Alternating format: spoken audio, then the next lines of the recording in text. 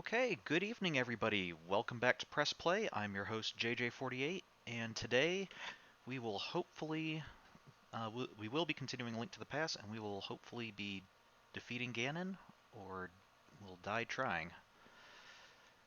Or if I'm being completely honest, probably both.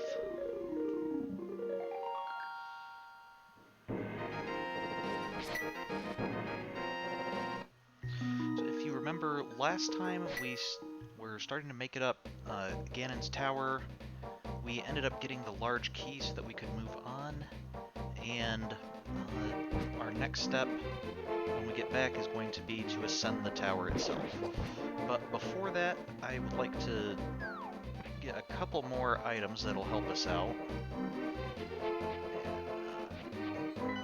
Not that. There we go.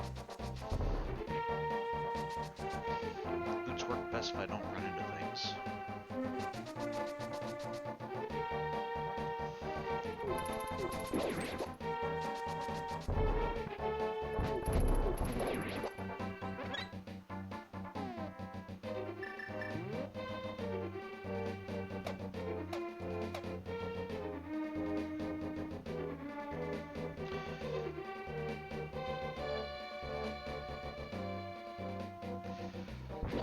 So, you might remember earlier we were told about, I believe somebody mentioned a goddess or something living inside the pyramid, or some kind of secret that we could get if we wanted.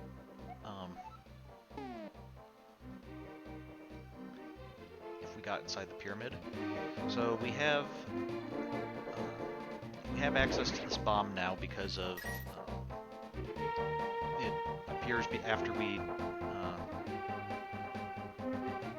defeat, I think, the 5th and 6th dungeons.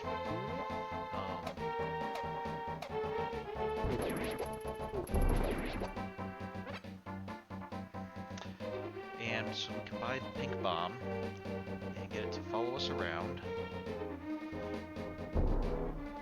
and take it over to the pyramid.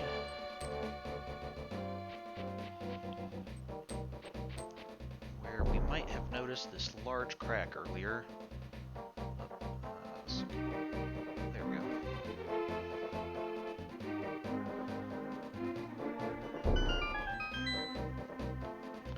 And let's see what's inside.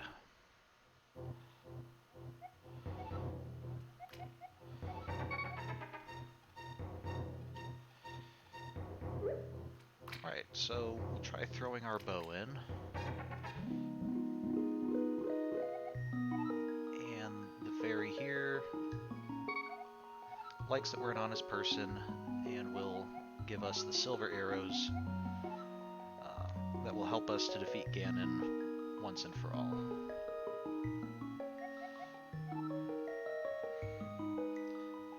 Oh, I'm sorry. Apparently Ganon made the fairy overeat or something.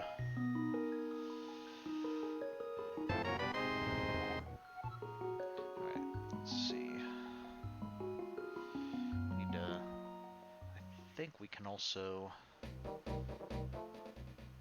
get something else.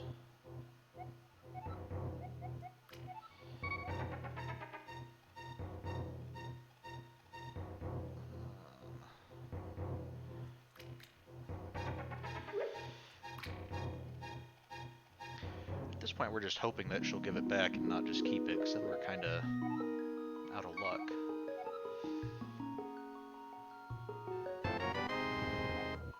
Okay, our sword is stronger. We can feel its power throbbing in our hand. And now we have the strongest sword in the game, as well as the arrows, so I don't think we need to throw in anything else.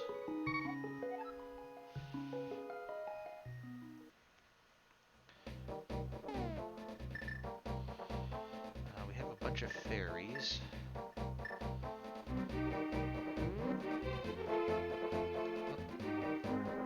I thought I'd automatically use you. I didn't think you'd fly away from me. Who would have guessed that if you keep something in captivity and then give it freedom, that it'll try to escape?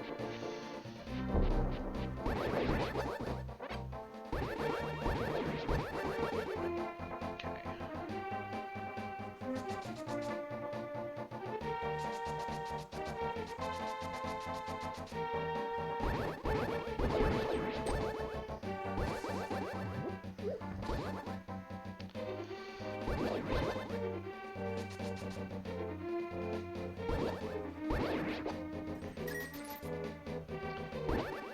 you ever seen who lives here in the Dark World? Oh, it's just a store. Okay.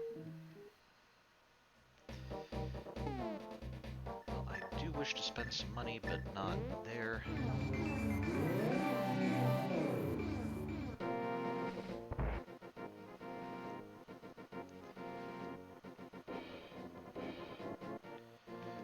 Let's get this.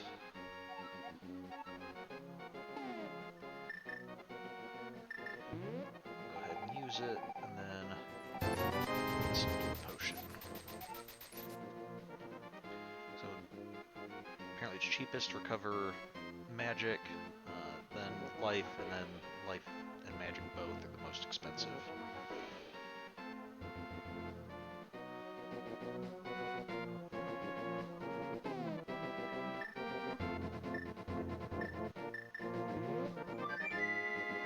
If I recall correctly, I think we need to go up Death Mountain in the light world, and then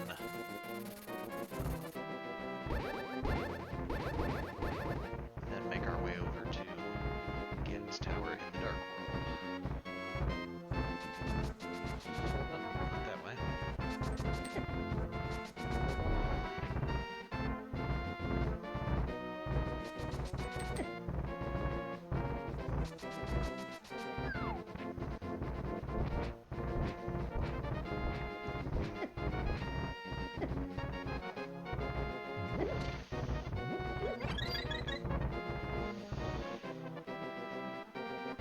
I'm surprised there's still a mountain here with all these boulders falling. I think it would just be level ground by now.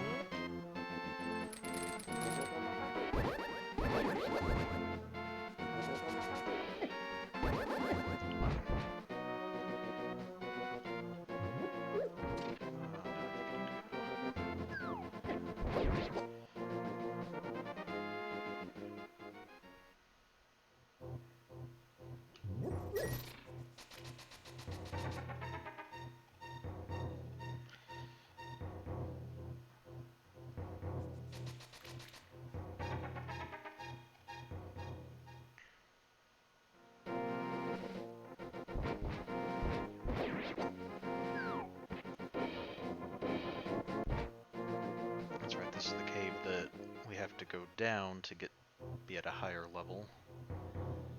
Because that makes sense.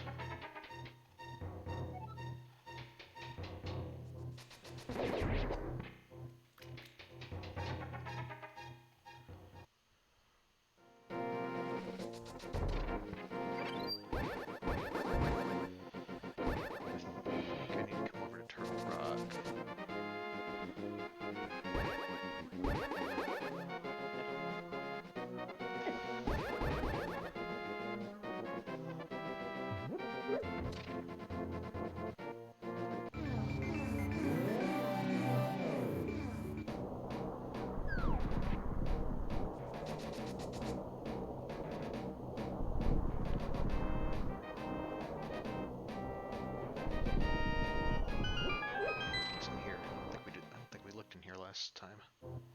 Ah.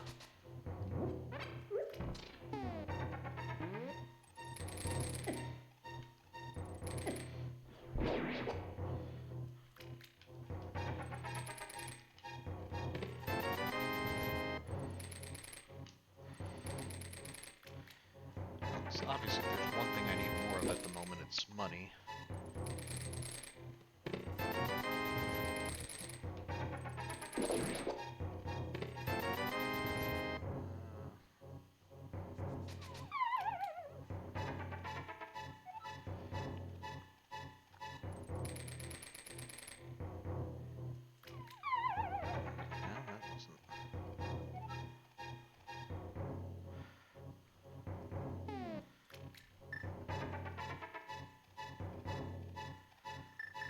What was it we used last time to see where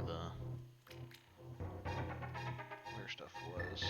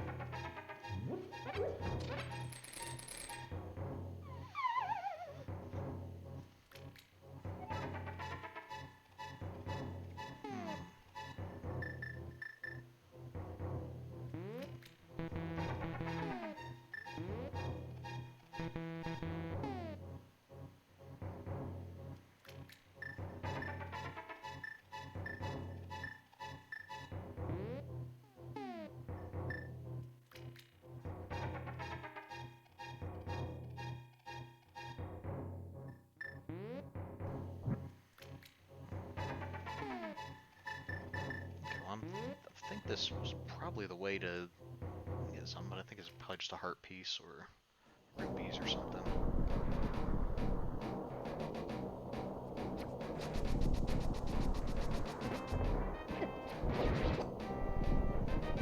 Wow, those Lymos hit for a lot,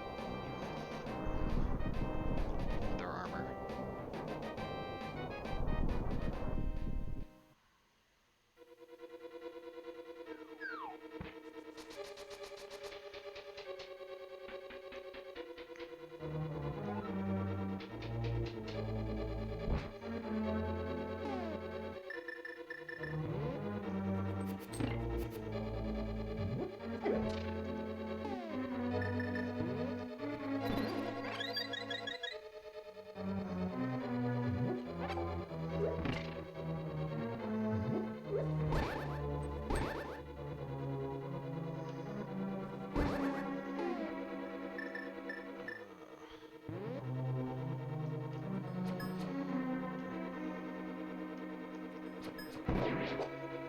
That's nice, can block their shots with my shield at least.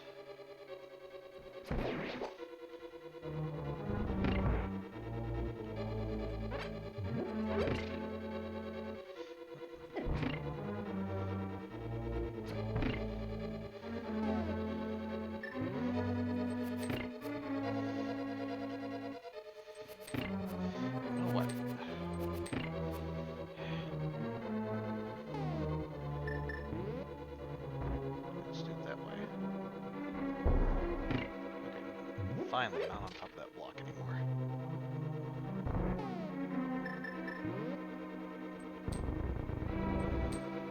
Let's see this guy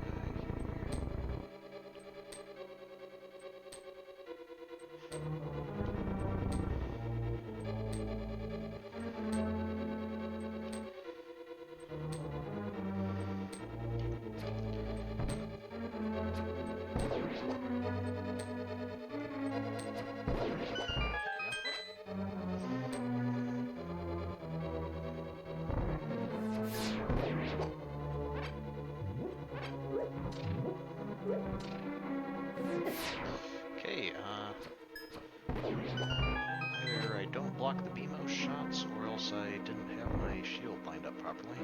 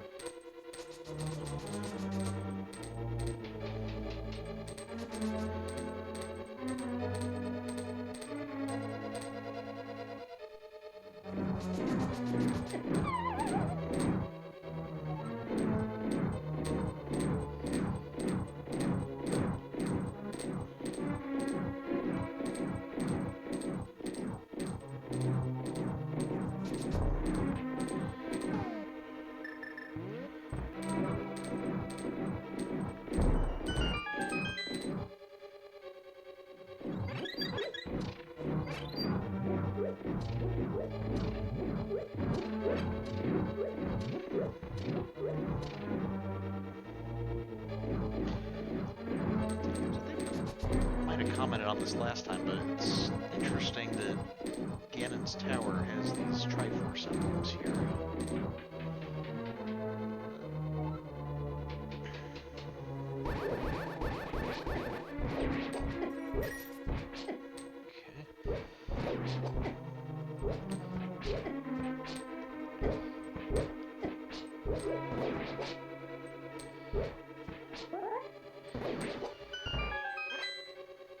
So that seemed to go far more difficult than I probably should have done.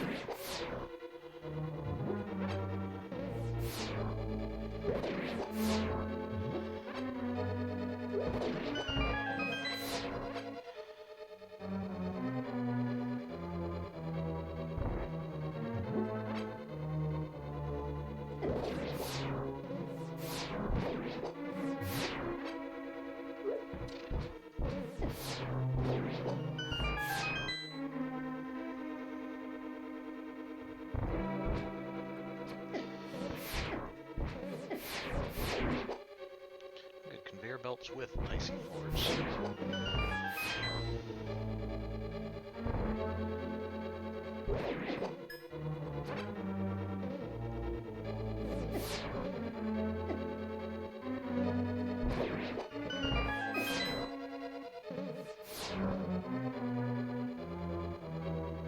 Okay, here's Ganon actually holding a Triforce. Which I guess makes sense in the like in the first game we thought of the Triforce as being possession of the royal family. You know, they're the ones who hid it away. But in this game, the Triforce was hidden in the Golden Land, which became the Dark Land after Ganon possessed the Triforce, so he actually is the one who holds it at the moment. So I guess it kind of makes sense that the Triforce would be his symbol. Well, thank you, 1 heart. Very helpful.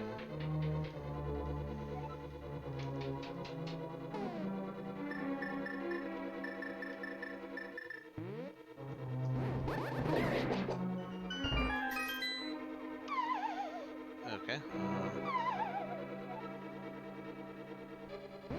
So how do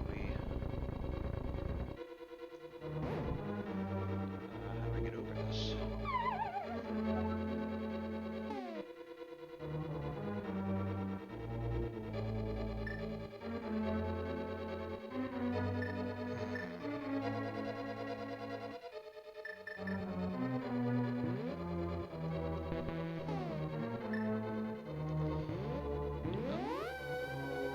Did not mean to do that.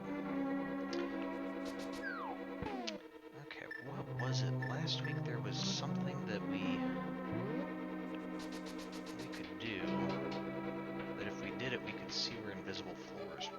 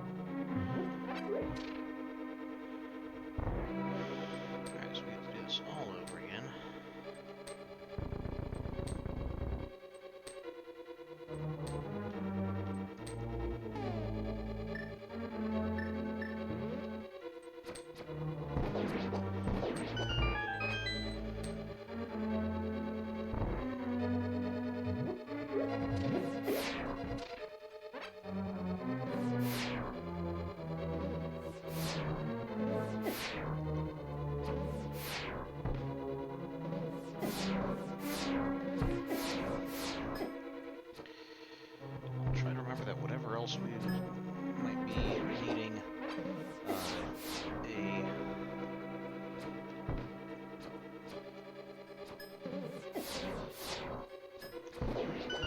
don't need to be using the mirror.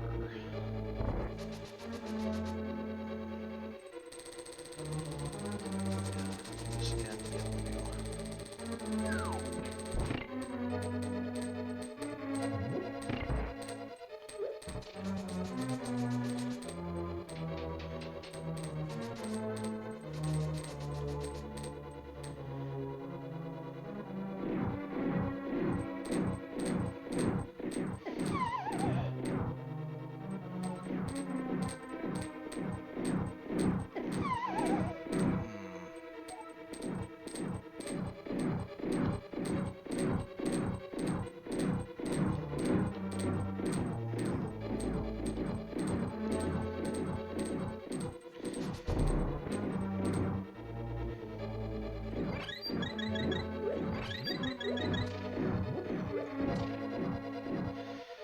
who would have guessed that Link's greatest enemy would be just basic movement?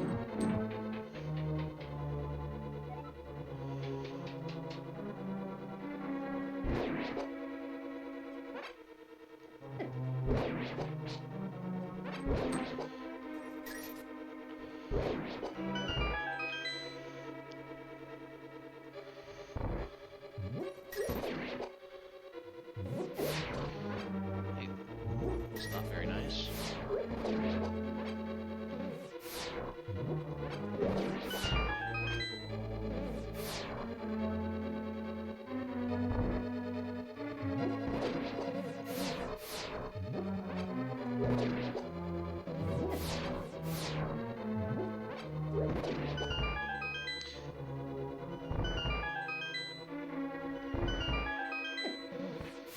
Let's not try to thread the needle there.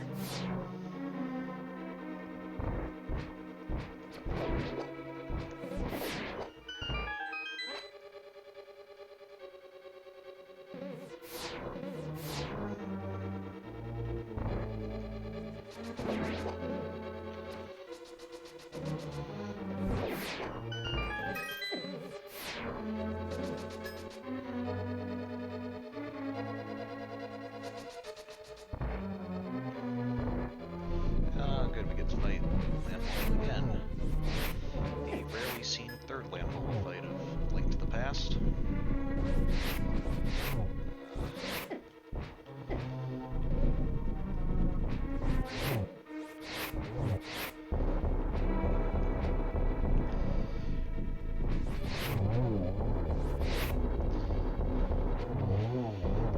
It's frustrating how much that one little statue there firing fireballs at you really makes the fight more aggravating.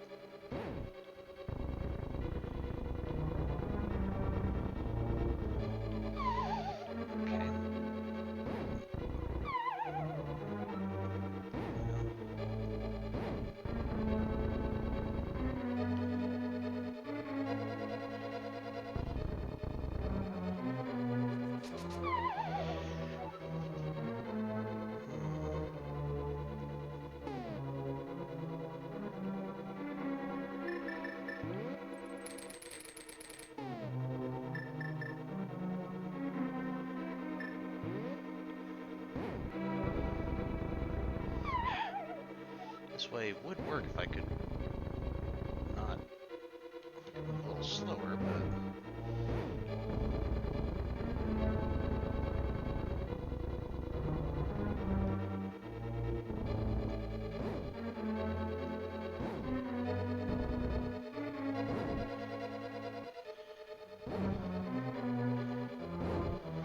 I'm using up all my magic.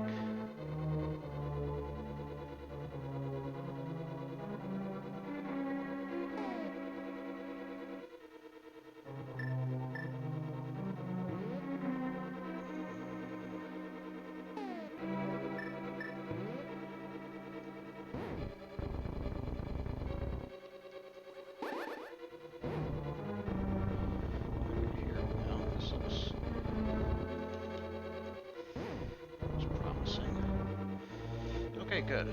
Finally made it out of that room.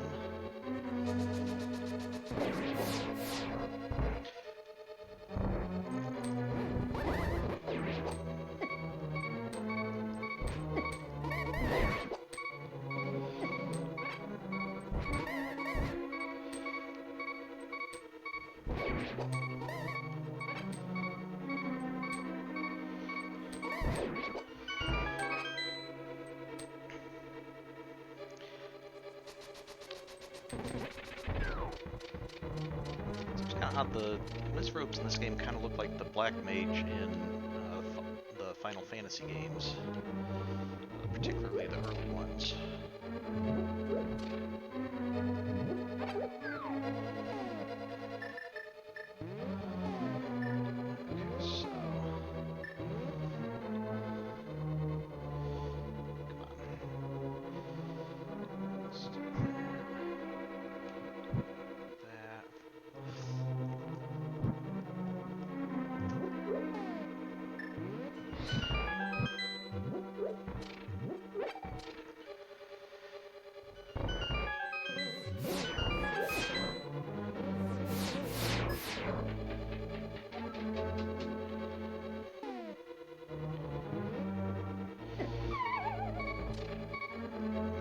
thought you were going in a different direction with that.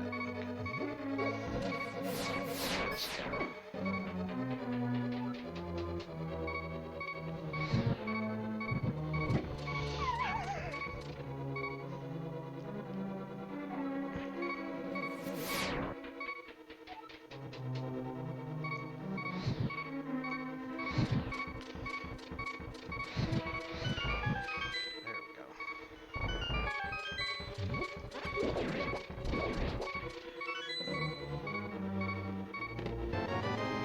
Bombs, good.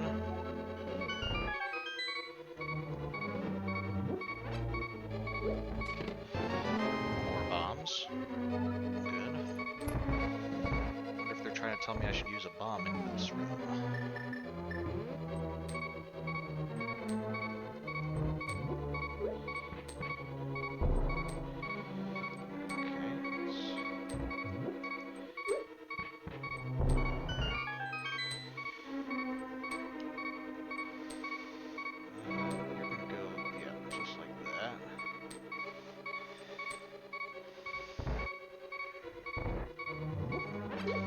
So definitely gonna want to get that anti-fairy. If I can manage to get it without killing myself.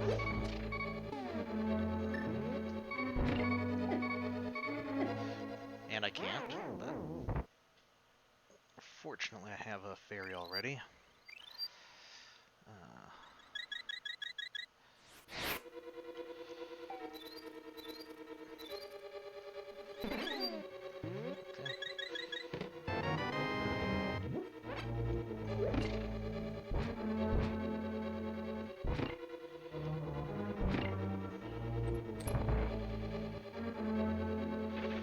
Right. And if I recall correctly, when we were getting the keys from the basement, we encountered the Armos Knights for a second time. Then we encountered Landmolus for a second time, and now we have Moldorm for a second time. So we're getting to replay all of the Light World bosses in the Dark World. I don't think I need anything from them, just... so did not fall off. Which, with the gold sword, is pretty easy, because he just takes 2 hits.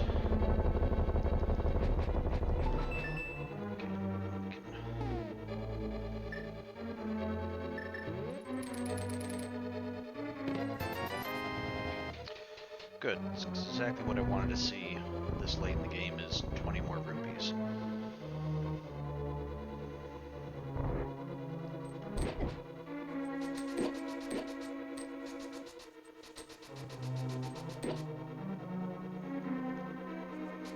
Thank you.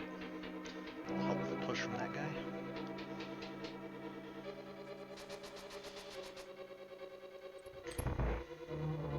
And it's not Ganon, it's just Ganon. Ho ho ho, it's great that you could come all the way here. I'm very happy to see you again, but you'd better believe that we will not have a third meeting. Prepare to meet your doom. Well, I'm kind of surprised we had a second meeting, considering how thoroughly I beat you the first time.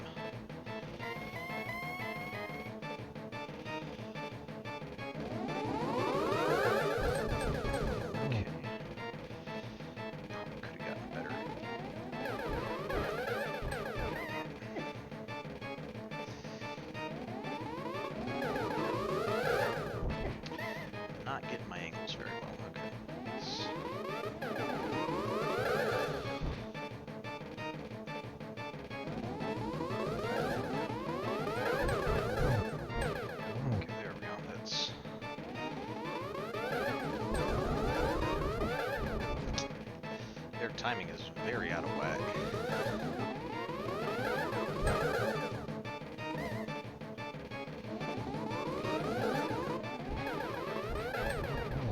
I think I should just make one more hit on him. There we go. Ugh. Hey, there you are. And he's running away.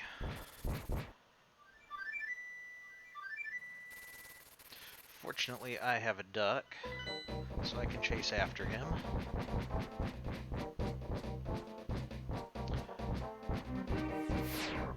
Not entirely sure how the duck got to the dark world, since we've only been able to use him in the light world, but thank you, duck. Now, I guess we're going to be facing the final boss.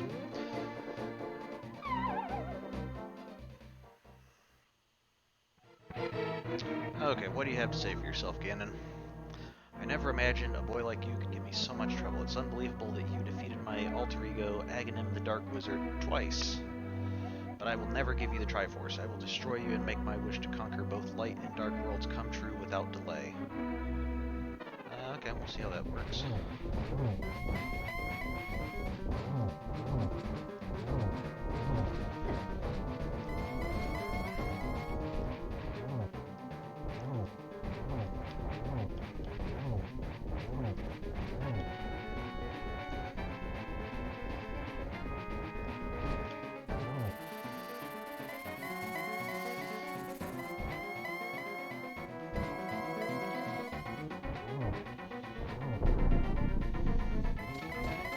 Look at that, you're ruining your own throne room,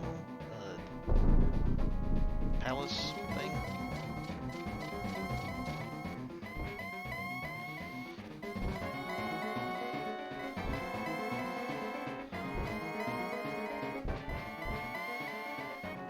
Look, as fun as this is, would you mind becoming corporeal at some point so we can continue killing each other?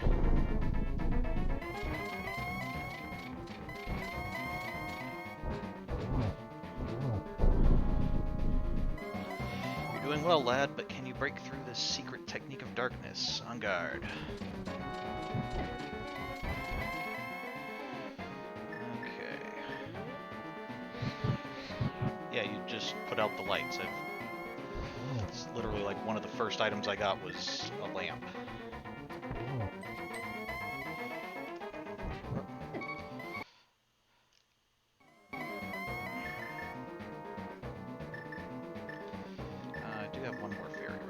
So I'm not too concerned about health.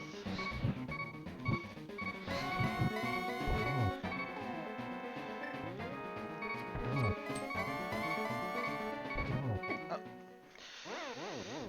Okay.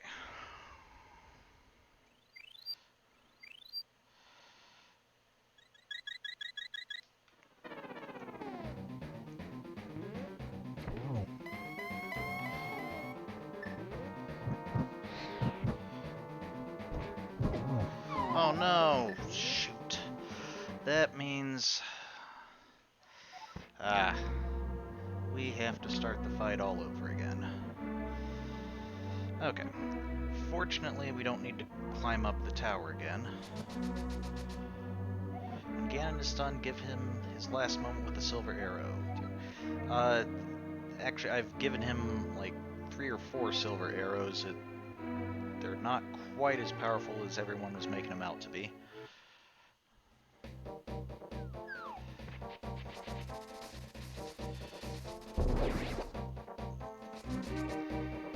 I think last time I killed him was just took 1 silver arrow and boom, he was dead. Now he's kind of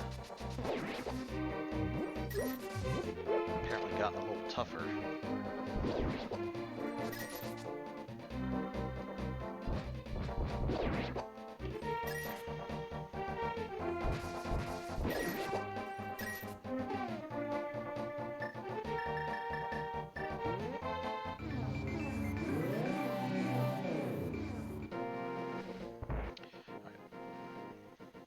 So I guess at least we did get the dies trying part out of the way.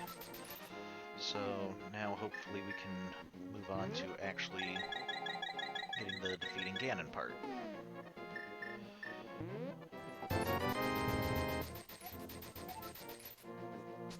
Alright, and... let's see. Yeah, we'll just go ahead like this.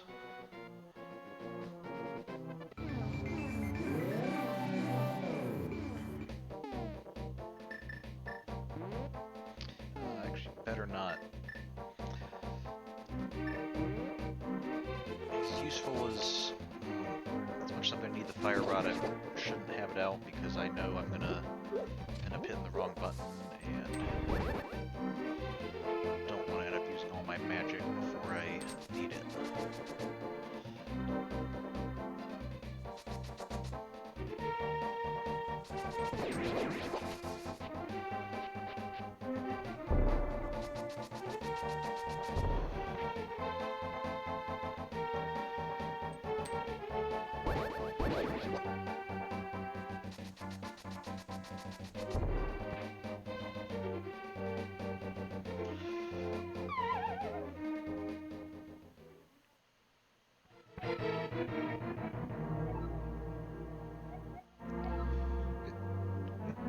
You already said this, Ganon.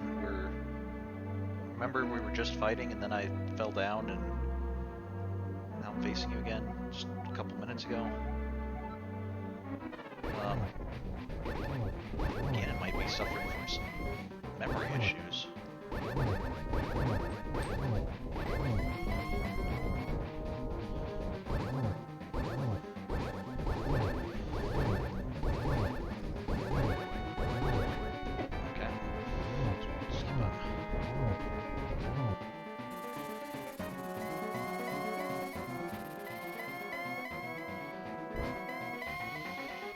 Remember we played this game before too, where you just kept teleporting around and I asked you to stop and you wouldn't stop?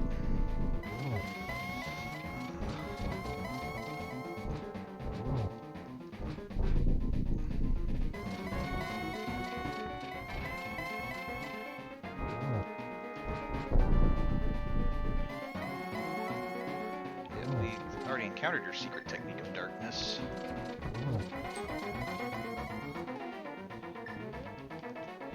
No! Ah.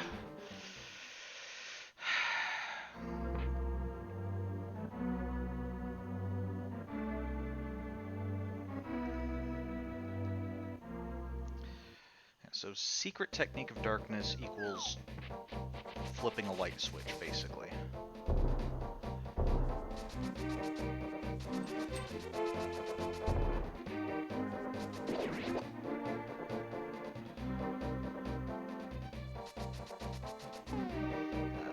Yeah, let's get it off of fire rod so I don't end up using it. Okay, yeah, I'm seriously worried. Have you been taking your medication?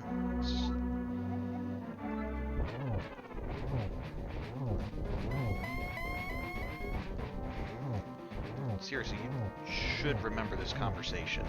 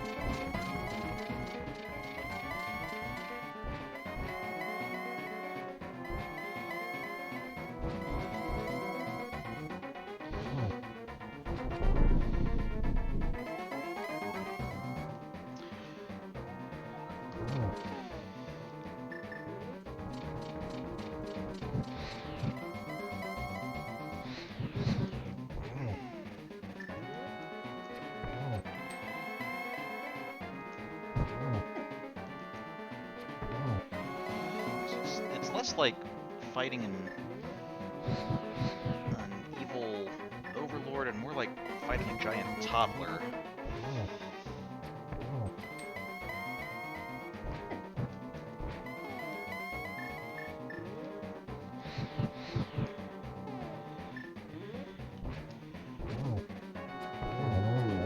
There we go. Now go sit in timeout and think about what you've done. Oh, the wall on the north face there looks like it has kind of a Ganon face. And then a couple hands holding on to Triforces to the side. And then I guess more Ganon faces all around.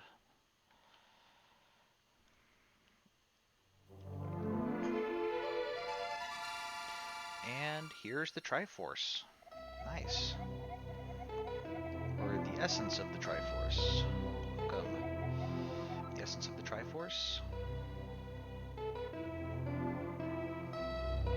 The Triforce will grant the wishes in the heart and mind of the person who touches it. Okay, so we want to come a little closer so we can do that. If a person with a good heart touches it, it will make his good wishes come true. If an evil-hearted person touches it, it grants his evil wishes. Okay, that would follow. Yes.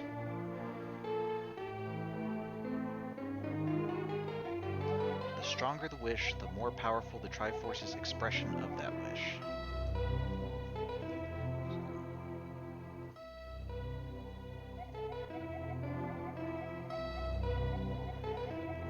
Ganon's wish was to conquer the world. That wish changed the Golden Land to the Dark World. So we're getting a recap of the story. Ganon was building up his power here so he could conquer the Light World and make his wish come completely true. So I'm kind of curious why the Triforce couldn't completely grant his wish.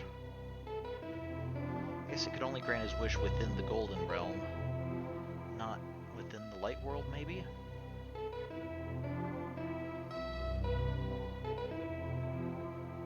But now you have totally destroyed Ganon. His Dark World will vanish.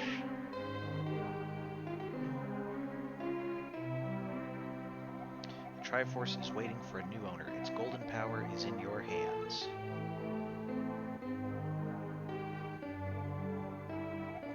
Touch it with a wish in your heart. I guess,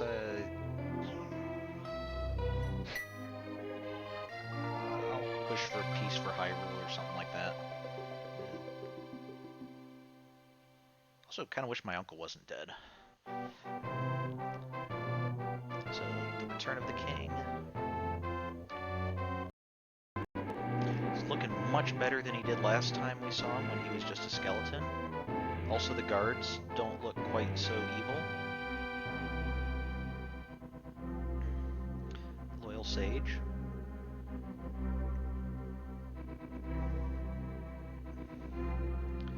Hasrilla got to come home and see his wife and presumably grandchild.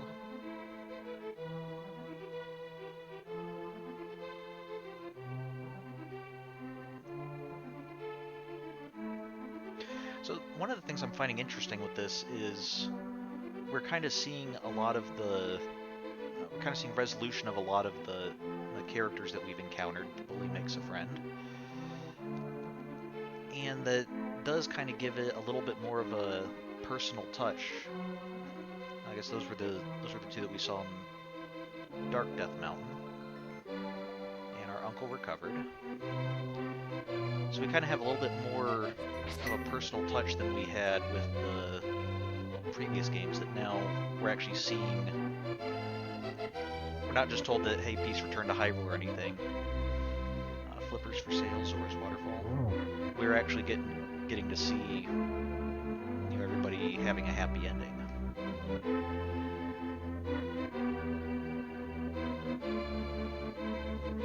Mention the assistant.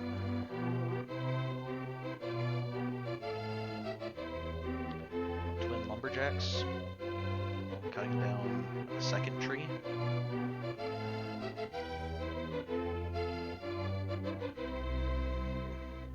Hey, Flute Boy managed to make it back. That's nice.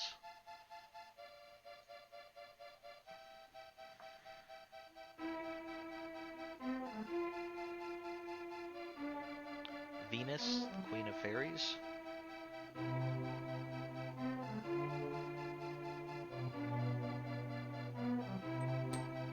Dwarven swordsmiths who still look like they're working on a loaf of bread or something to me. But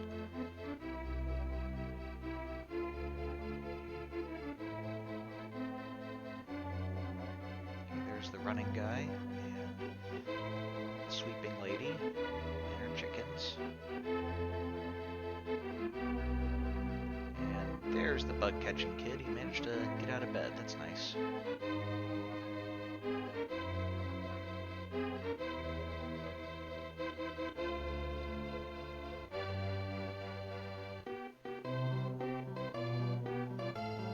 The lost old man.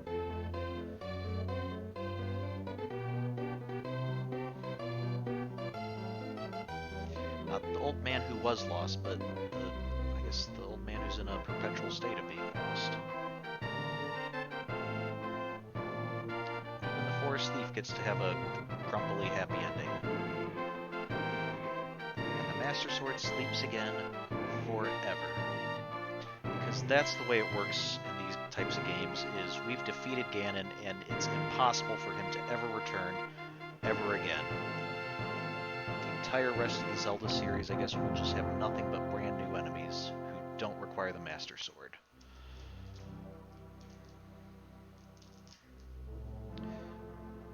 Alright. So there we have it. We've completed A Link to the Past, and before we move on, I'd just like to kind of go over a little bit, remember some of the stuff that we've kind of seen in this game. One, if you'll recall, in the instruction booklet we had kind of a greater depth of storytelling than we'd seen in the previous games. We started with the creation myth of Hyrule, a lot about the war with Ganon and the war to get the Triforce, and how Ganon eventually took it and created the Dark World. So there was a lot more world building that made Hyrule feel like Hyrule rather than just a generic fantasy setting. We also saw that the story actually developed throughout the game. We were in the previous games, we would have people kind of tell us hints of where to go or what items we needed, but here we actually had characters just telling us entire chunks of story to add to the lore as well as to the gameplay information. So we're able to start getting the story actually developing as we play it. As I mentioned, we're also getting more personal stories. We have Link and his uncle, and then get to see the uncle alive. So it's yay! These characters that we saw, we're actually getting to see them have a happy ending. It makes it feel like there's more of a world than just Link versus all the monsters. We're actually getting to see kind of the fruits of our labors. And on that note, also the fact that we actually got to meet Zelda early on, rescue her and take her to the sanctuary, it meant that when she was kidnapped again and we went to rescue her, it's no longer just this kind of vague, we have a princess to rescue. Now it's this person that we actually saved earlier and who is kind of our responsibility, as well as someone that we actually already know. So that adds the kind of personal element that we're getting from that. We also saw that the dungeons became more individualized. Both the fact that every dungeon had its own visual theme and was very distinct from the others. If you just saw Link walking around a dungeon, somebody familiar with the game would immediately know what dungeon he was in just from being able to see the decor and everything. But also the musical themes differed between the Light World dungeons and the Dark World dungeons. And on that note, that not only made the dungeons feel different, but highlighted the fact that we're actually pursuing different objectives in the second part of the game than we are in the first part of the game. When we were in the Light World, you remember our goal was to collect all the pendants and then go stop Aghanim. After we stopped Aghanim, our goal became go rescue all the maidens and then defeat Ganon once and for all. And from a gameplay perspective, there's not much of a distinction between these two. There's not much of a distinction between these two objectives. It's still go through a dungeon, beat a boss, get the you know get the objective at the end. But from a story perspective, it makes it feel very different in that the one we're preparing to go defeat Aghanim, and in the other we're actively rescuing people um, before facing the final boss. So with that, I think we are ready to uh, end this game, and looks like we have enough time that we will be able to start looking at um, Link's Awakening on the Game Boy. So just a moment, let me switch over to the Link's Awakening instructions. Okay, should be able to see the instructions now. Let me see if I can get a, let me get a link for anybody who wants it in the chat here. Or for those of you watching on YouTube, I will post it in the description. Okay. So, and one thing I didn't mention, I think before we got to the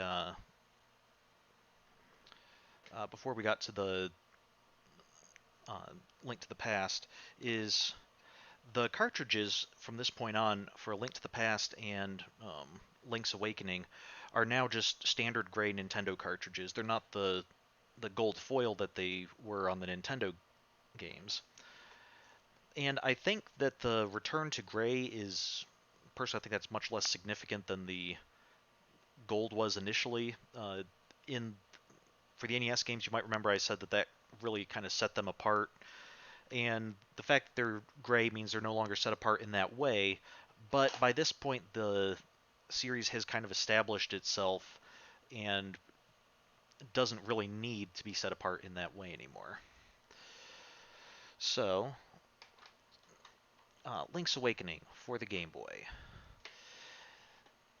Let's see what this has to tell, what this one's story is. I'm sorry, I need to get.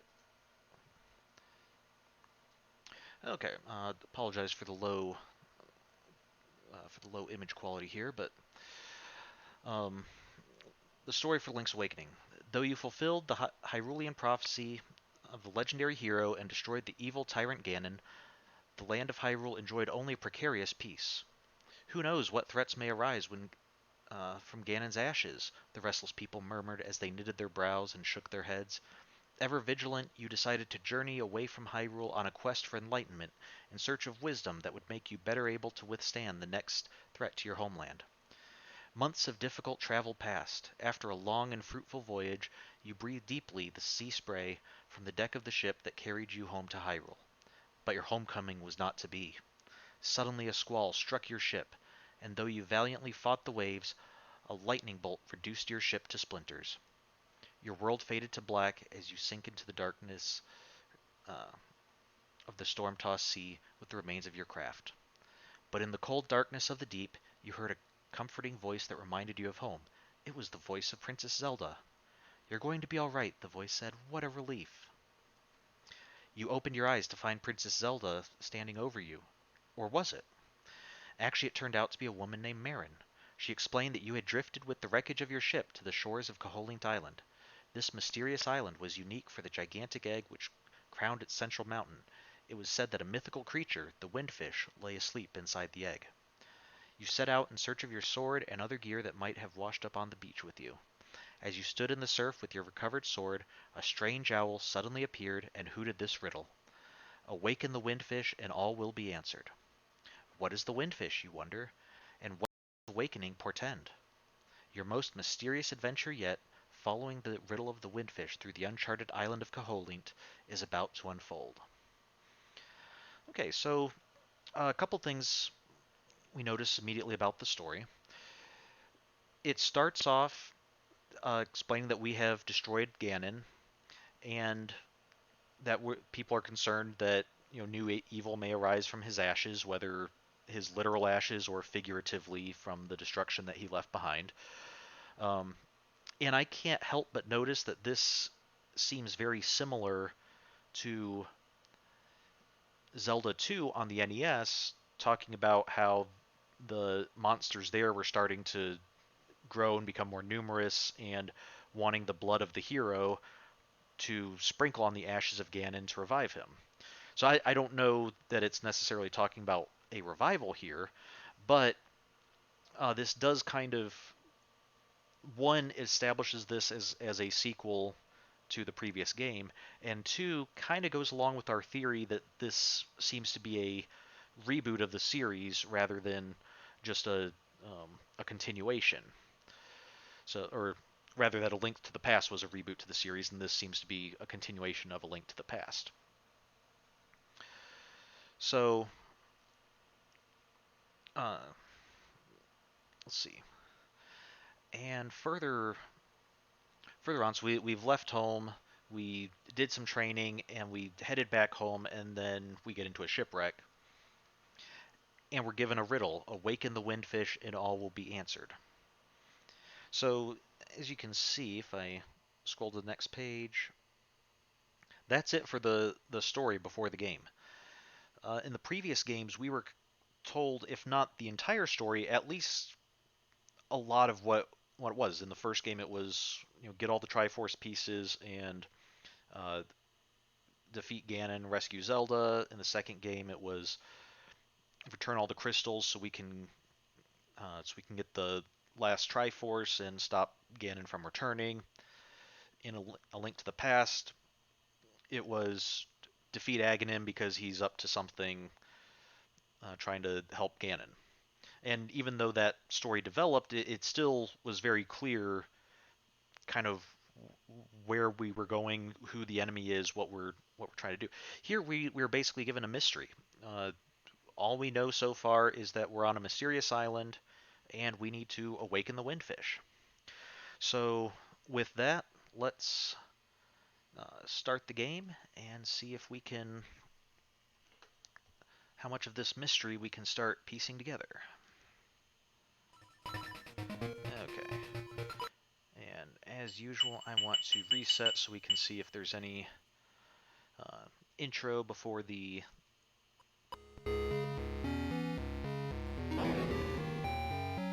Okay, so here we have our ship in the storm.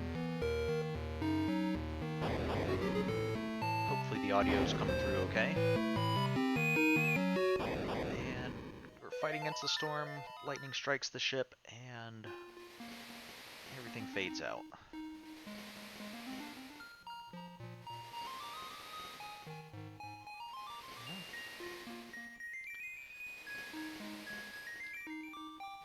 There's a girl walking on the beach who finds Link unconscious.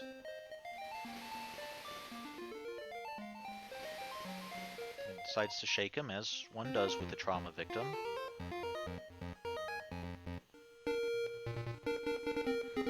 And here we have the Zelda theme.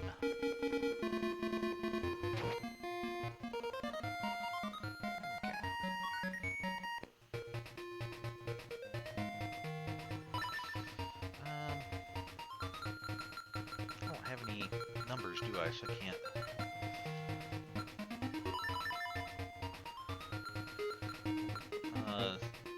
the 48 then, for that.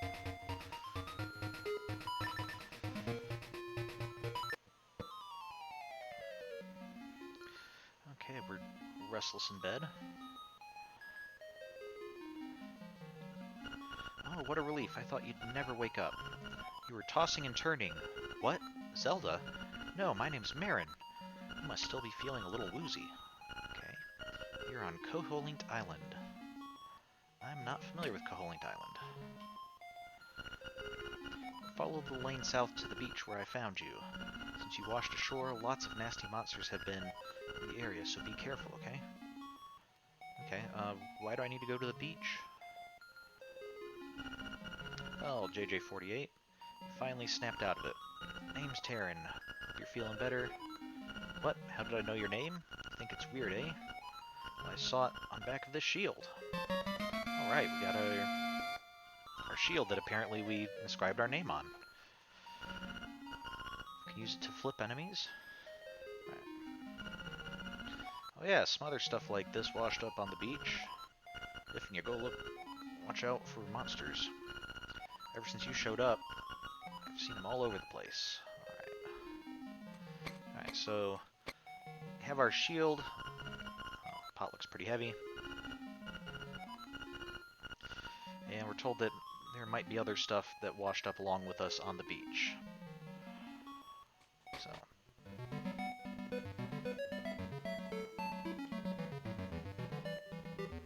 Again.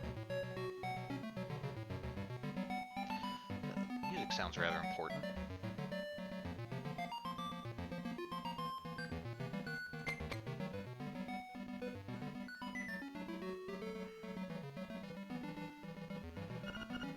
So Tail Cave is over to the right, and Tronbo Shores is south. I was told to go to the beach first, so let's go to the shores. Right now I don't really have any way to fight the monsters. I just have a shield. Beware of sea urchins. Don't touch them with your bare hands. Hold my shield. That's not my bare hands.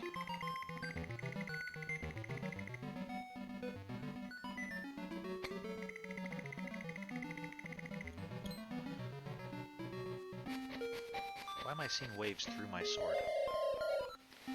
So you are the lad who owns the sword. Now I understand why the monsters are starting to act so violently. A courageous lad has come to wake the windfish. It is said that you cannot leave the island unless you wake the windfish. You should now go north to the mysterious forest. I will wait for you there. Okay, so this is, now we're kind of caught up to where we were with the story book, or the instruction book. So we found our sword, and we're told that we need to wake the windfish. You found your sword. It must be yours because it has your name engraved on it.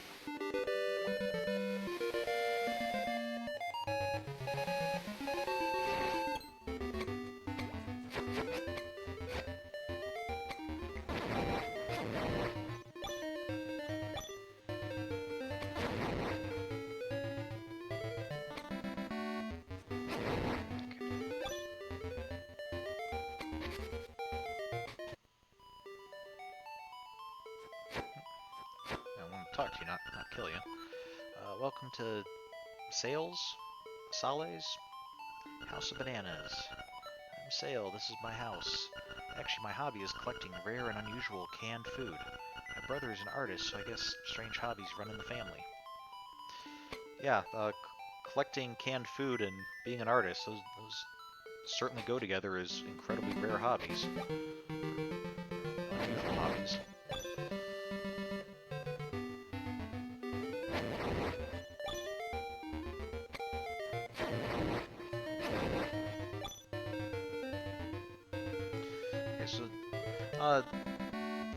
Mention, but right away we can see Octoroks are a familiar enemy. So apparently they're not exclusive to Hyrule.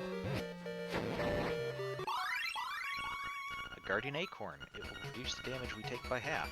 Okay, nice.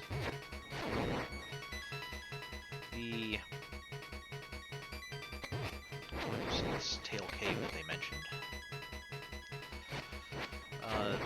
The urchins were new, or the sea urchin spiny things.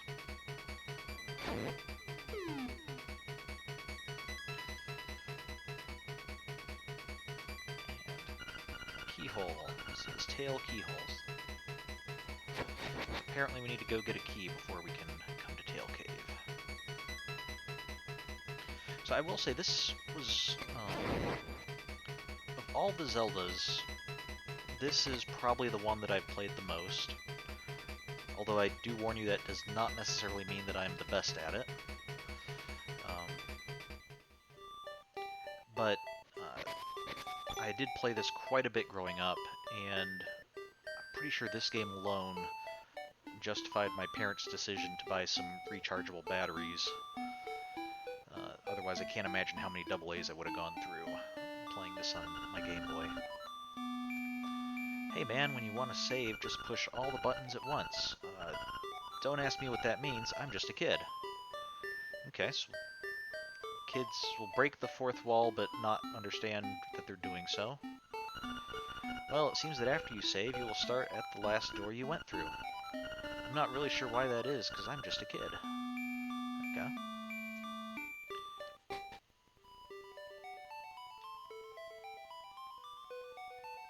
Okay, fun with bombs. Let's see. Okay, so we can throw bombs. That's good to know.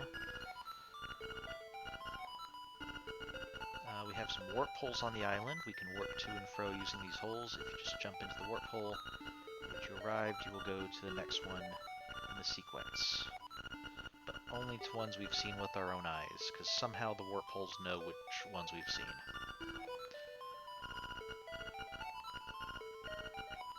Oh, we can look at an atlas. Oh, nice. It's from the village library. There's Tail Cave. There's Marin and Terran's house. Tal Mountain Range. Or Tal Mountain Range. What's this? Tabal Wasteland. I guess we don't need to look at all these right now. We can come to them when we see them, but I guess I would like to just look at here. Notice this all appears to be the village, and it's not huge, but it does seem to take up a pretty sizable amount of the map. So it's interesting, we're kind of all the way over here to the west, but we'll might come back and look at the map a little bit more later. Dark Secrets and Mysteries of Cajoling. Do we really want to read it? Absolutely we do. What's this? You can't read the tiny print without the aid of a magnifying glass. Oh no. Link doesn't have good enough eyes for small print. How to handle your shield. Okay, so hold the button down. You can Phillip some enemies too. Looked like there was a misprint there. Besides the standard shield, there is also a mirrored variety which can defend against beams. So that is one thing, not sure if you caught, but in the previous games, our shield was always out. When we were swinging our sword, we might put our shield away, but other than that, it was always in front of us. Here you can see the shield is to Link's side, and I actually have to push the button to defend with it. So, and I think that's because you'll notice at the bottom of the screen, the shield is assigned to the B button, but we can actually move that and have another item there instead. So when we have the shield out, we have to actually consciously use it. Secrets of the Whirling Blade. Okay, the Whirling Blade technique has been handed down from generation to generation by the family of the hero. To use it, hold down the sword button and build up your power. When you have enough, you can release the button. Yeah, I think I can master that. Not really much to it. Okay, auto map and memo guidebook. You can see an island map by pressing the select button. The dark parts of the map are places you have not yet visited. Okay, move the cursor to get more information. Oh, okay. So, we can, if we see the owl, we can read the message that he gave us so that we can remember what we're working on. That's handy. Okay. Probably didn't need to read the whole thing. And selecting the item that's right for us. So, can select your favorite item for the A and B buttons on the sub-screen. Using different items, you can fight without a sword.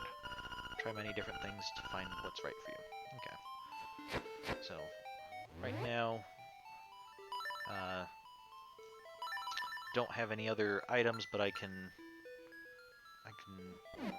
we'll be able to swap those out once we get some more. Alright, so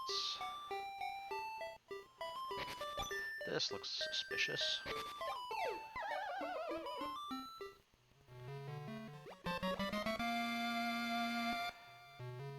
And this should probably go without saying, but a reminder to the kids, don't go jumping down wells in real life, even if there is a convenient ledge placed high above them. It just is generally not a good idea. Oh, my Bow Wow is so proud of his fine fur coat. Yep, yep, yep. Your Bow Wows look like they're just balls of steel. I don't think they have any fur at all. Unless that's your Bow Wow up there.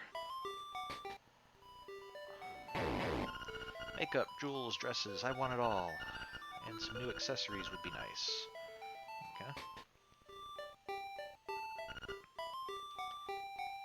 Dog.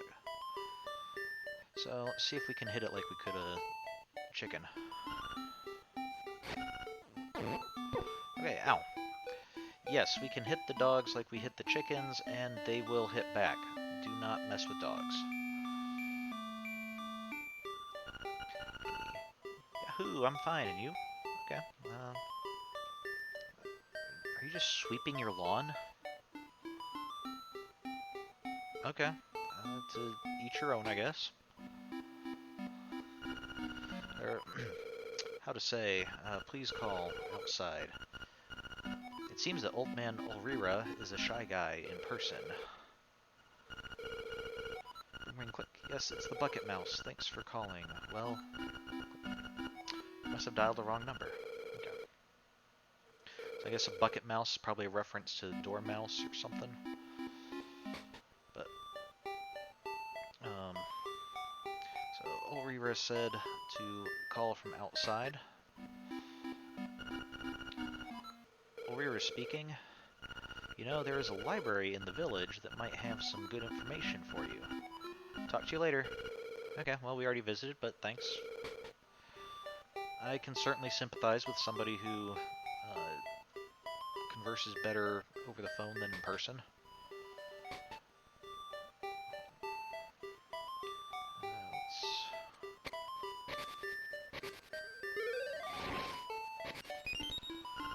Alright, we found a secret seashell. If you collect a lot of these, something good is bound to happen.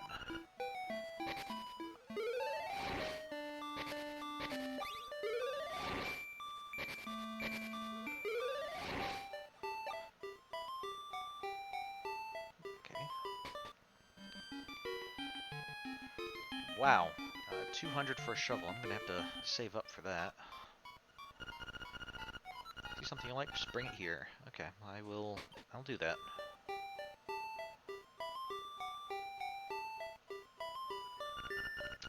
Hi, Taryn went to the forest to look for toadstools. But I'd rather sing. Listen to this. It's called The Ballad of the Windfish.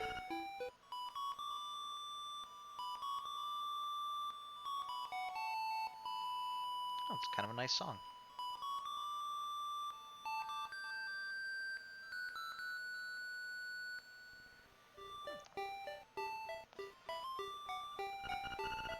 Okay, pretty heavy. I heard that you can press select to look at the island map. But I don't understand what they mean by that. Well, see, look, I press select, and then I can look at the island map. It's really not that hard a concept, kid.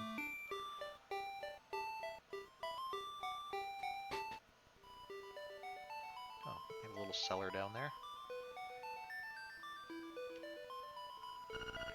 Because they all look alike, sometimes, even I'm sometimes confused.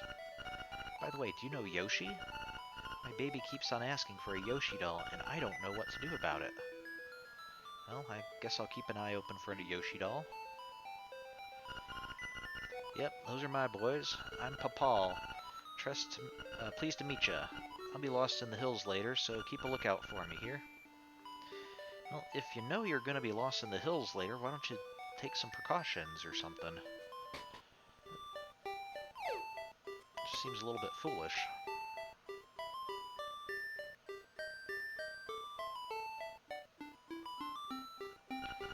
When you're running out of hearts, you'd better enter a house or cave. Why? I have no idea. I'm just a kid.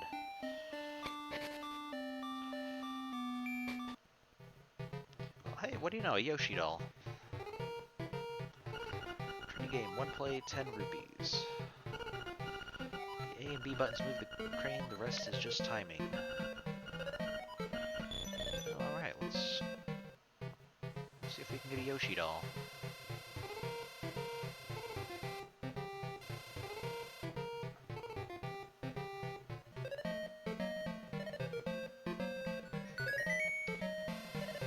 Alright.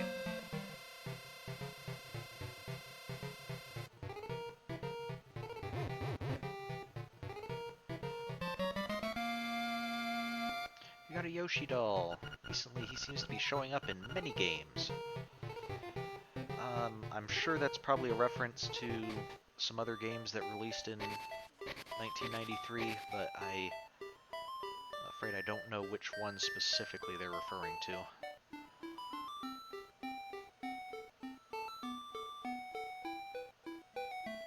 Okay.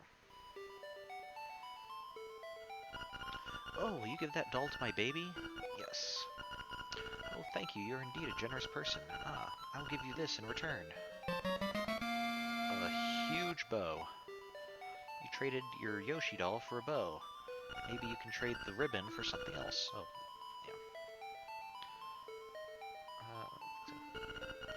Oh, okay, just same thing with that. So this actually becomes the first. This actually becomes the first game in the series to really have a trading sequence, where the Yoshi doll item doesn't really have any purpose for us as far as the game's concerned.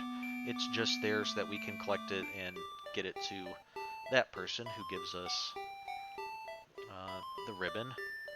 And then this dog was asking about accessories. Let's see if the ribbon qualifies. Oh, that ribbon, I need it. Will you trade for my dog food? Sure. Lucky, thanks. Well, here's your can of dog food. You exchanged ribbon for canned dog food. It's full of juicy beef. Oh, now he's wearing the ribbon. Cute. Or she, probably.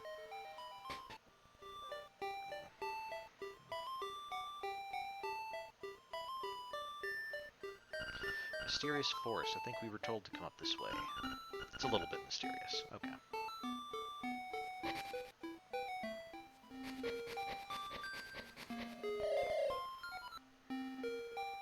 Hey, welcome. Hoot, oh brave lad, on your quest to wake the dreamer. Welcome to the mysterious wood. Much of mystery you will find on this uncharted Koholint island. I'm afraid you may find it a trifle difficult to leave the island while the windfish naps. By the by, have you ever visited the Tail Cave, which is south of the village? Go there with the key you find in this forest. The windfish is watching. Okay. I kind of like the music for this area.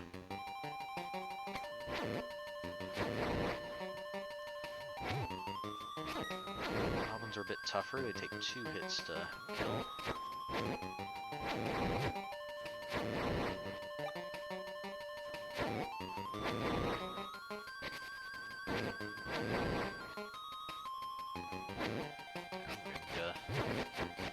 We're gonna need something to be able to lift the rock before we can get the treasure chest. As a raccoon, my nose is very sensitive to stuff like dust and powder. Okay. Okay, well, have fun with that. You're going to be lost thanks to me. Haha.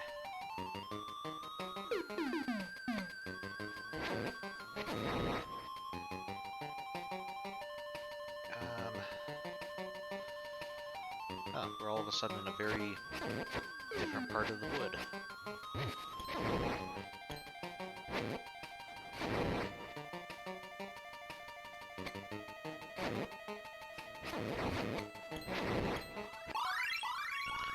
Okay, we got a piece of power. We can feel the energy flowing through. And the Guardian Acorn.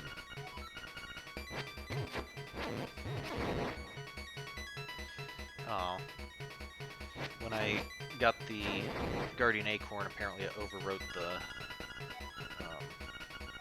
piece of power. Heavy person should not stand on the cracks in the floor.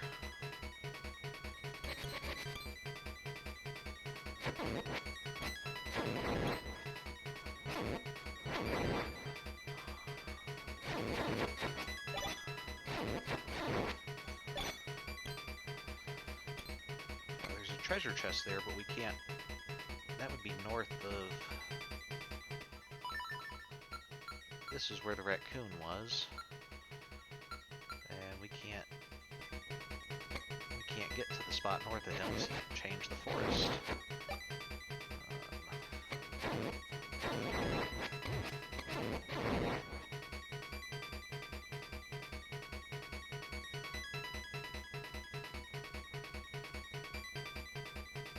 There's a path out of here, at least. Double toil and trouble. The toadstool mix makes powder for tricks. Okay, so... I actually want to try to stop tricks, not make more of them, but... I guess we'll have to... Crazy Tracy in the house in Mambo's Pond here. Okay. If we find a toadstool, at least we know where to bring it.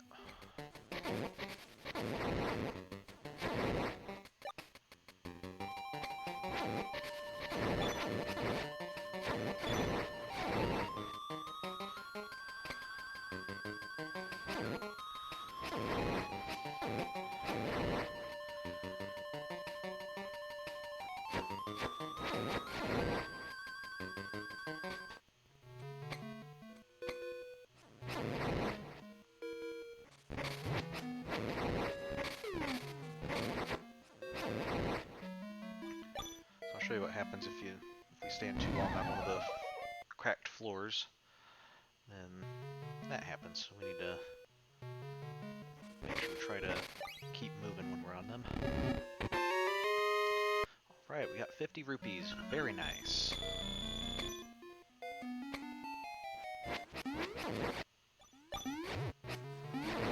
So we're a little over a quarter of the way to getting that shovel.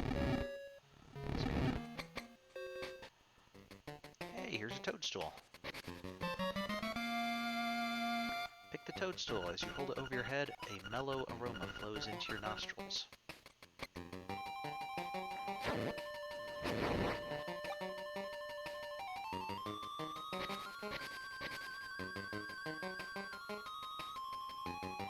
There's nothing more we can do here. Just need to...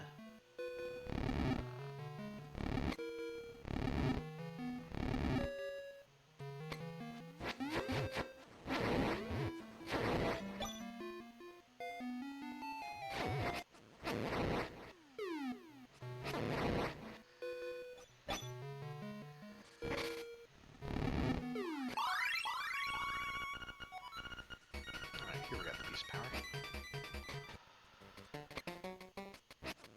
Which is gone as soon as we leave the cave. Okay.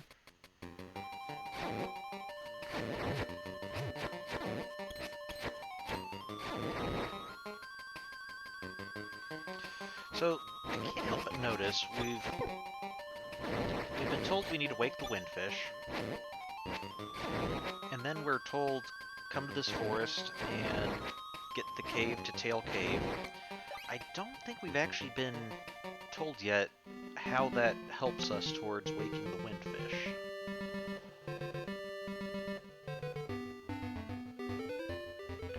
But so far the game seems to be very stingy with the story that it's handing out. Ah, it has the sleepy toadstool, it does. That's a he, not an it. Thank you very much. We'll mix it up something in a jiffy, we will. It's all ready, it is. Take care, as there's not much there. Why not try a bit in my hut? You've got some magic powder. Try sprinkling it on a variety of things. There's not much here, so let's try just sprinkling it on stuff and wasting it. Okay.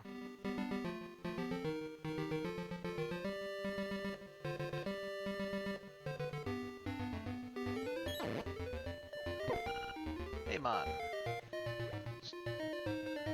You know me, like short names the best. You display millions of polygons. Okay.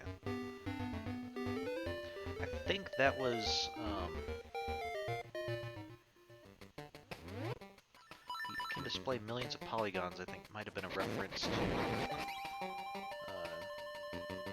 the N64 is going to be coming out before too long, or possibly some new chip or something.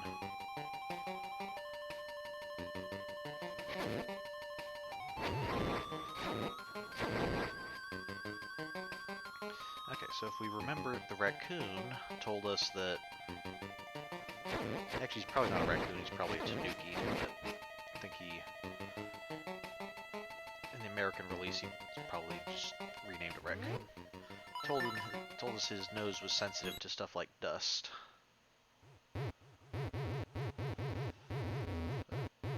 Maybe he's a raccoon. Terran? Last thing I can remember was biting into a big juicy toadstool. Then I had the darndest dream. I was a raccoon. Yeah, sounds strange, but it sure was fun. Okay. So you were the troublemaker from your toadstool hallucinations. Although it wasn't exactly a hallucination because he actually did turn into a raccoon. I'm all tuckered out. I think I better set a spell before I head home.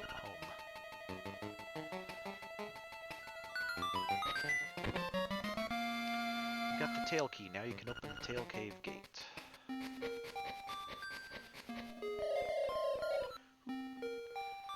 Take the key and go to the tail cave. Retrieve the instrument that is hidden there. Go now. The windfish is waiting. Hoot. I know that's supposed to be a tail on the key, but to me it kind of looks like a old-fashioned, like, sleep cap or something. So, the story progression kind of reminds you of Irish folk tales. So I have to say I'm not that familiar with Irish folk tales. What do you mean by that? I mean, I know what you mean by Irish folktale, but like, how do they progress? That this reminds you of. Okay, Kapongo Swamp is this way.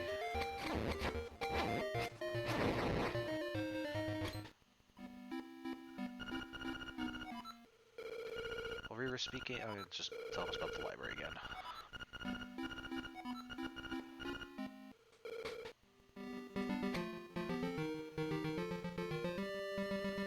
Danger, keep out, except Bow Wow. Okay. Well, we're not Bow Wow, so we'll keep out for now.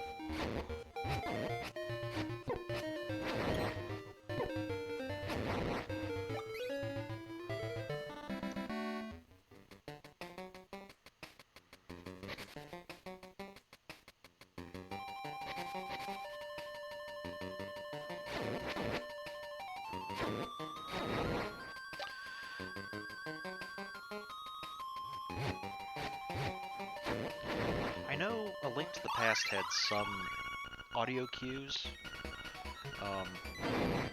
changes in music when we were going to different areas, but I don't recall there being this many. Like this game seems to be going all out on having, different areas have different audio. And we still have our Sword of Power, but when we went into Kahuli Village, it still played the peaceful theme instead. So, that's kind of nice.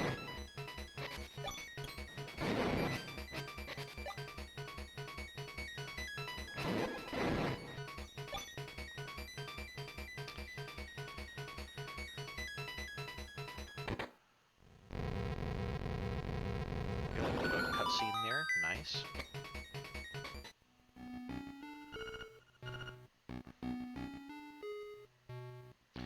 Oh, and in Irish folktales, usually a character will go small task to small task with not much exposition.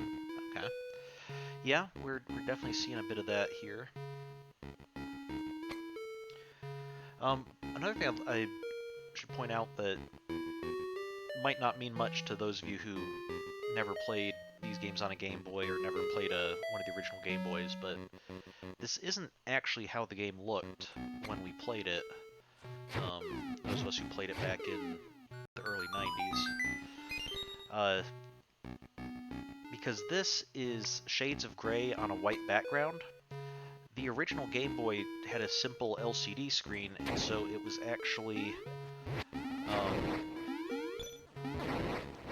like a light olive brown or green brown background with darker areas.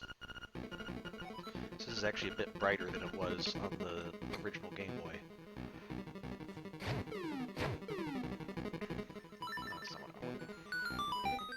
Okay, so we can still access the overworld map, and the dungeon map is separate. So we can see where all the chests are, we just can't see...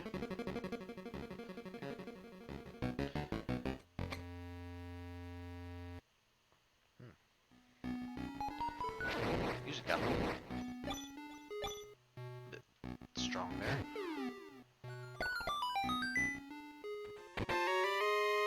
Small key, can open a locked door.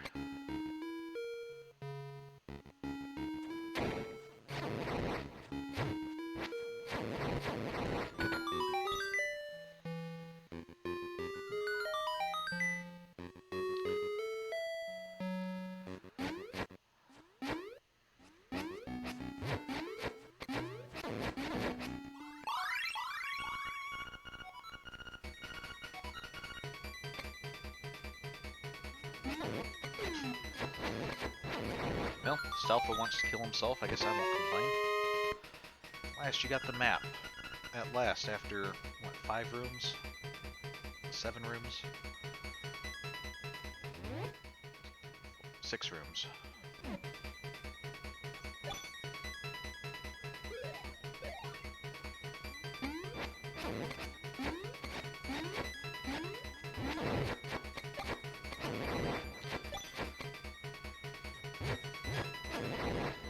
Okay, not that I don't like having a guardian acorn, but I kind of preferred the regular dungeon music.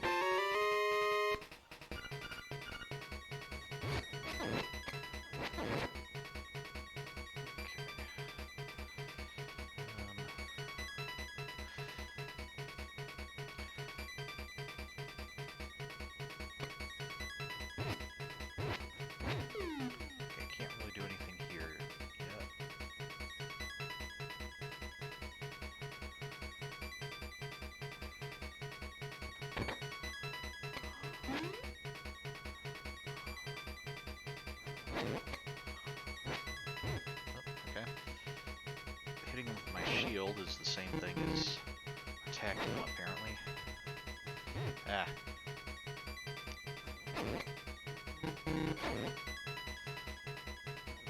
There we go.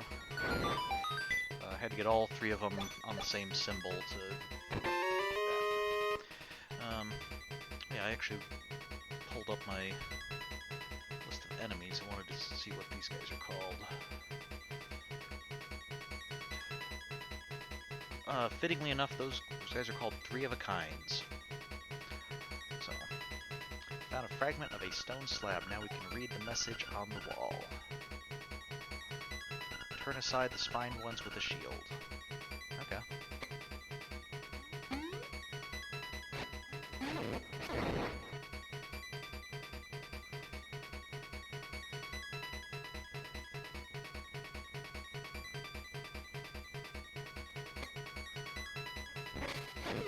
Little mini molder on there.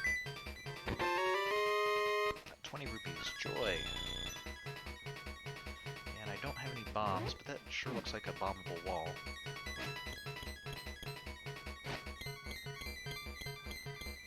You can hear the difference when we tap the bombable portion versus the non-bombable. Yes, I have keys. Ah, you can't get me. I put a block in your way.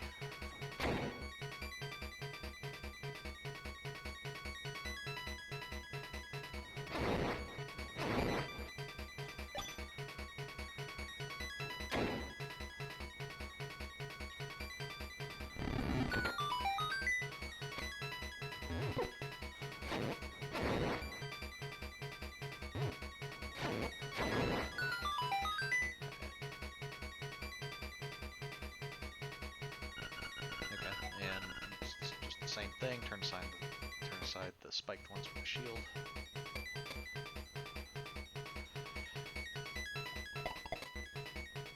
And 8 Goombas that we can step on to defeat them, just like Mario.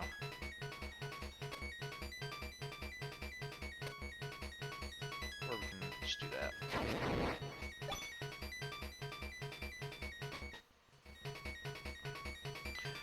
Okay, wow, how long is this music gonna last?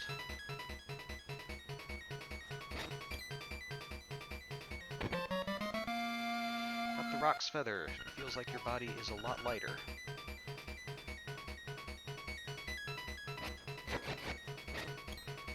Oh, the sword makes a cool sound when I have the piece of power and I hit stuff with it.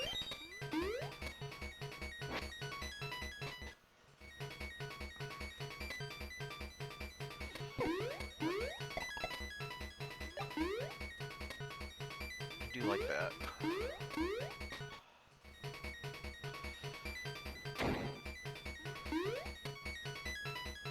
So I just realized when we were looking at the instruction manual, we were noticing that this is kind of setting itself up as a sequel and talking about the Ashes of Ganon and possible further dangers, just like Zelda II was.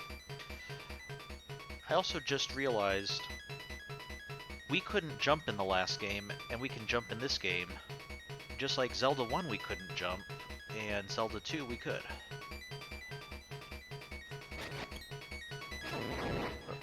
Or I can just fall into a hole, because, you know, I decided not to jump there.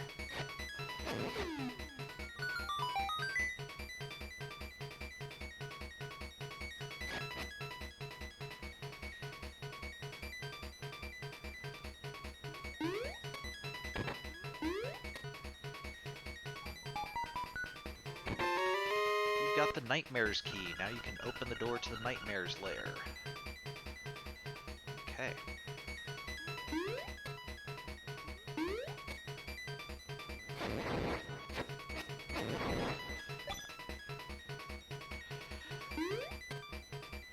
Now, I should say, one of the things that's really going to be challenging with this is, if I can, I want to try to beat the whole game without dying at all.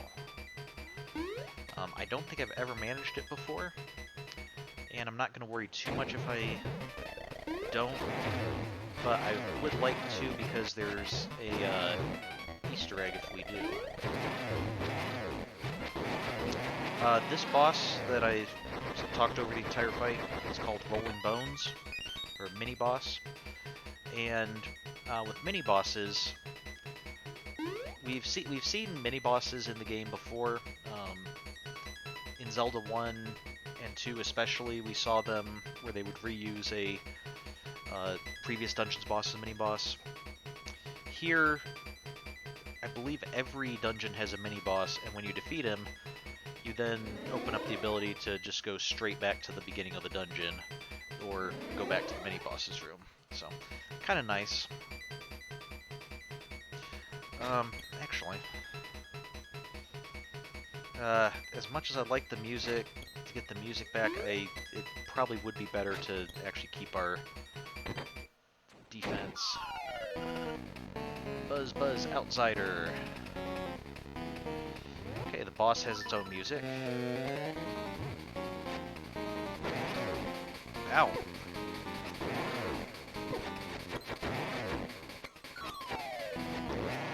Okay, Moldorm, first boss of this game, just as, well, it wasn't the first boss of the last game, it was the third boss, but Still, we're seeing Moldworm again. Wasn't too hard. Just to show you if we had fallen down. Wow, it's a bit grim.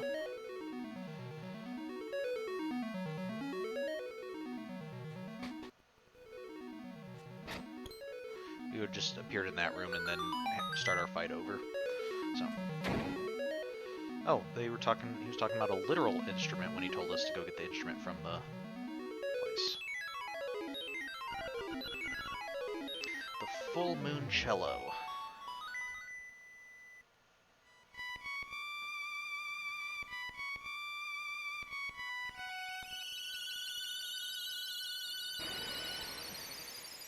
Sounds a little bit like the song Marin was singing. The swamp, a path opens in the blooms. And we'll probably have to come back again when we have some bombs, see what was behind that bombable wall.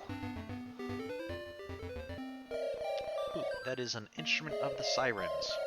I have to admit, at first I did not believe you were real. That instrument, along with the 7 others in the set, okay, so we're going after 8 instruments, has the power to wake the windfish. You must collect them all. I was instructed to give you directions. Your next goal is north in Goponga Swamp. Hoot indeed. Yes, hoot indeed to you, sir. But before we go up there, since we're down this way, I have a can of dog food, and I seem to recall a certain alligator down here who collects canned food. Which is almost as weird as being an artist, as far as hobbies go.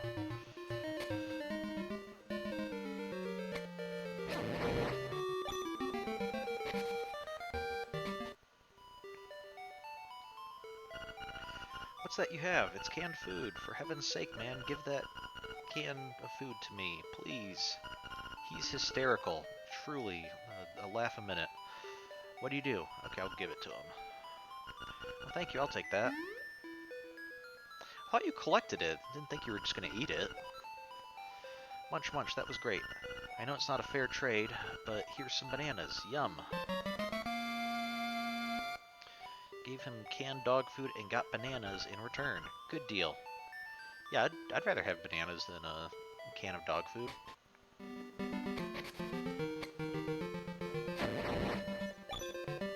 Very nice.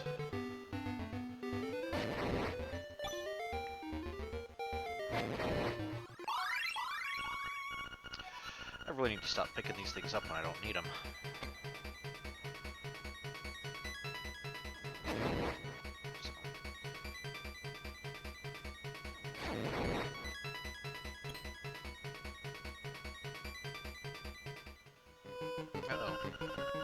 Hey buddy, it's serious. Yeah, really serious. Yeah, it is. The moblins came to the village. Yeah, that's right. A whole gang of moblins. Then, it's for real. They all went to the house. Yeah, that house. And then they did something at Bow Wow's house. It was a really bad scene with the moblins. So, I mean,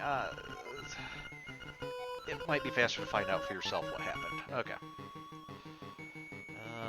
So something at Bow Wow's house, and... Uh-oh. Where'd Bow Wow go? Hey, it's terrible! My Bow Wow was dognapped by moblins! Oh, please, somebody help my poor Bow Wow. Okay, not sure why the moblins came to kidnap or dognap Bow Wow, but, yeah, let's go save Bow Wow.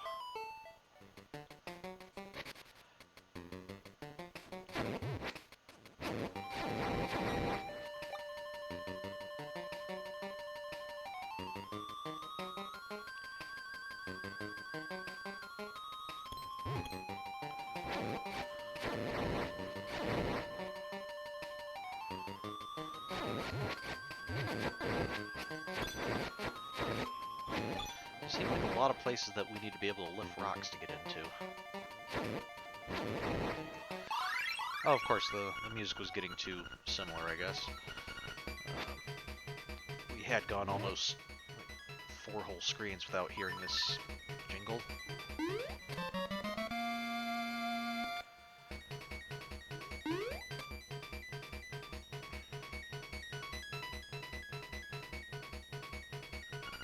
The windfish in name only, for it is neither. Okay. These guys kind of look like moblins, but more rhinoceros-faced or pig-faced. Tamaranch Mountain and Gaponga Swamp.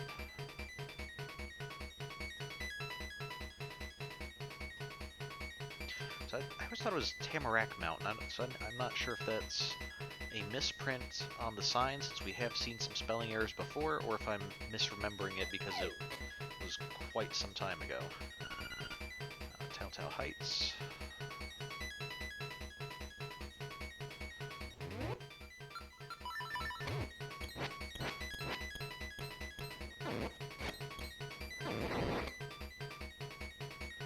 Okay, so we can't go any further that way without gloves. Or, not gloves, I think the bracelet in this game is what lets us lift up stuff. Who's this suspicious looking round? Okay, boys, let's get rid of him.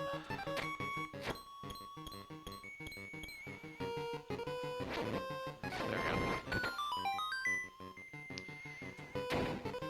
Yeah, you can tell they're prepared to eliminate me by the way they're just kind of meandering around in random directions. You must be an assassin sent by Madame Meow Meow to rescue the mutt. You came here to get me, but it is I who will get you. I mean, I wasn't told to assassinate you, I just want the dog back, since it's not really yours.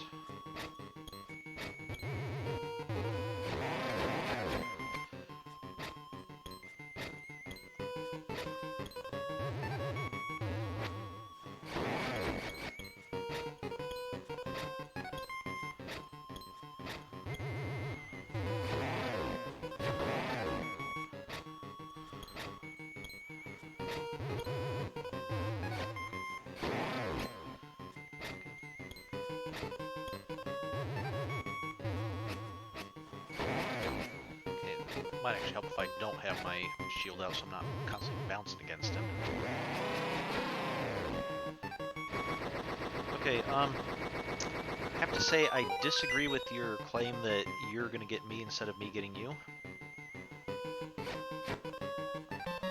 Alright, I've saved Bow Wow. What a fearsome beast. Alright, let's go take him back to Zoner.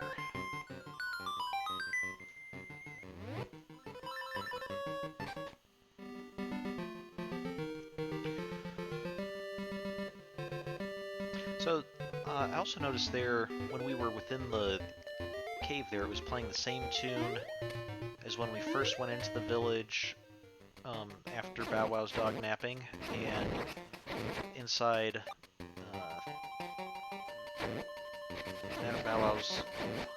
Bow Wow, Meow Meow, whatever her name was, hut after the dog napping. So, definitely using the music theme to kind of link up the areas. And, oh wow, you're very helpful. Good boy. Alright, get him. Good boy.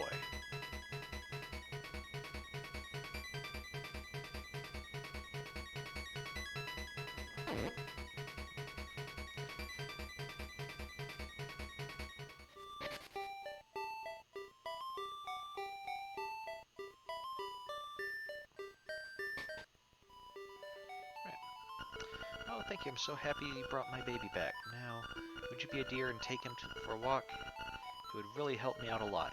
You will? Thanks. Okay. Sure, I'll take the dog for a walk. Let's see what Old Man Ulrira has to say.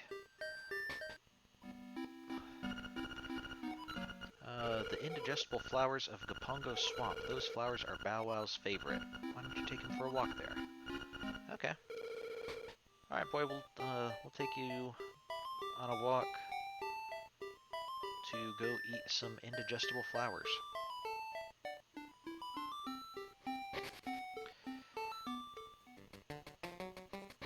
should have just enough time to go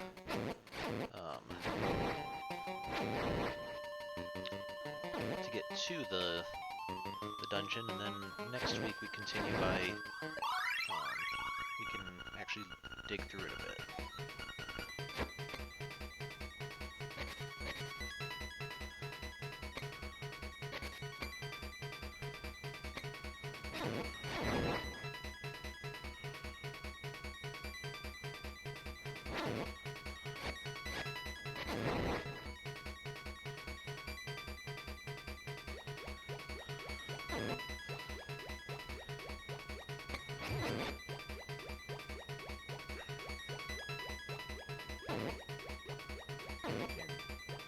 See, there's no way that I can harm these flowers with my sword, so we actually need Bow Wow to be able to even get in here. Okay, so the previous one had kind of the statues outside, kind of Moldorm-looking statues, and then the gated entrance. This one, I think they're kind of going with a bit of a swampy look for this. Let's see.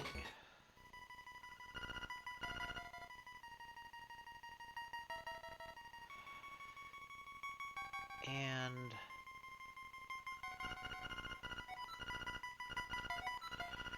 I'm trying to remember. I think this is different music than we had in the first dungeon.